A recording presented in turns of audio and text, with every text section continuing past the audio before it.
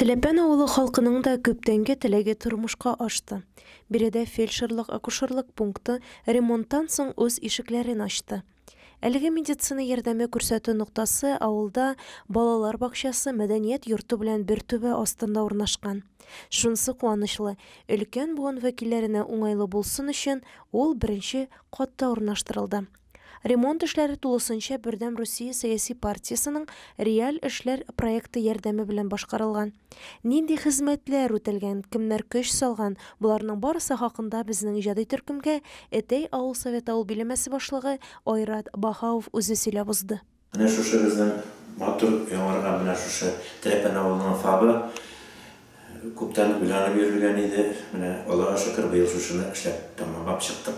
Бу фаб безнең икенче этажда бик начар хәлдә иде. Шушы бүлмәләрне полный капитальный ремонт ясап, bütün ишекләрен ачтырып, стеналарын, идәннәрен, bütün шикләрне эшләтеп, шәгәрәт мотор итеп. Канализация куелды, су кертелде, кайнар су, салкын су барысы да тора, bütün җирләр раковина, bütün эшләгән кешегә условия бар, килгән халыкка условиялар әйбәтләнде. Бу эшебездә безнең күп ярдәм бирделәр. Больницаның эшчеләре, малярлар, слесарьлар, электриклар, алар күп эшләделәр, ярдәм иттеләр. Үзебезнең сельсовет егетләре Габидуллин, Илсур белән Габидуллин Илья, алар бик күп эшне башкарып чыктылар. Бөтен шушы күп эшләгән эшләр аларның кулларыннан үткән әйбер. Күтәрмәләре дә, крышкалары да, менә шу бүленгән бүлмәләре дә, һәм башка күп эшләрне алар башкарып чыкты. Аларга бик зур рәхмәт әйтәсем килә. Халыкка медицина хезмәте күрсәтү өчен тиешле шартлар тудыру, медицина хезмәтен күрсәтүнең сыйфатын арттыру максатында башкарылган эшне биредә 30 ел дәвамында хезмәт куючы Башкортстан Республикасының сәламәтлек саклау отличнигы Флера Имамова бик хуплады. Эшне оештырып, башкарып чыккан һәр кайсысына рәхмәт сүзләрен җиткерде. Менә бүген безнең авылда шатлык, шушындай матур башылды бит инде. Бик матур ремонт ясадылар.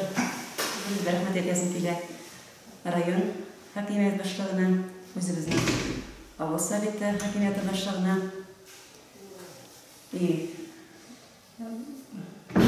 Үзебезнең район больницасының баш главный врачы Гаталина Резахалинова. Шушы матур итеп эшләргә ясын, яшәргә ясын. Хәзерге көндә инде бик авыр шундай шир вакыты битендә барысы да билгеле. Бу вакытларда гел кешеләрне өйдә карарга тырышам, өйләренә барып эшләйм.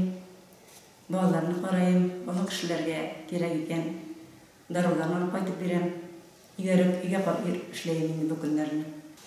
Шушы авыр шир вакытында инде райондашларга мөрәҗәгать итәрем, барсына да авылдашларга ничектә түземлегрәк булырга, түзем булырга, өйдән чыкмаска, бик нык кирәк булмаса гына инде кулларны ешрак юарга. Шулай әйтәсем килә инде. Шушы шир безнең урап үтсен иде. Шушы бүтән павидләрне төгәл үтәсәк, барысы да әйбәт булыр. Ширләмәсбез дип әйтәсем килә. Авылда бүгенге көндә 270-кә якын кеше яши.